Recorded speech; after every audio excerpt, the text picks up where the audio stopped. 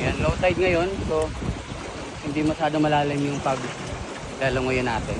Pero may nakita tayo ditong natural na swimming pool. Ayan o, tingnan nyo. Ayan siya. So, medyo mabato lang. Pero all good tayo dito. Ayan. Hindi naman sumama yung mga kasama ko. Tayo nila ng mahirap kasi yung dumaan dito dahil tatalim yung bato. Ayan o. Natural na swimming pool. Ayan sa likod.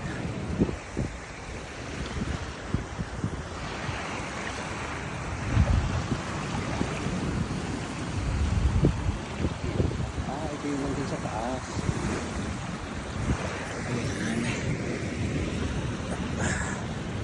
Siguro pag malalaki yung alon, abot dito yung ano, yung talsik ng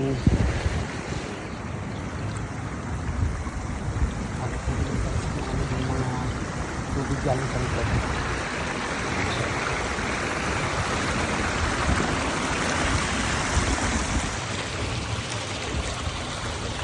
Medyo talim lang yun bato, pero old yun.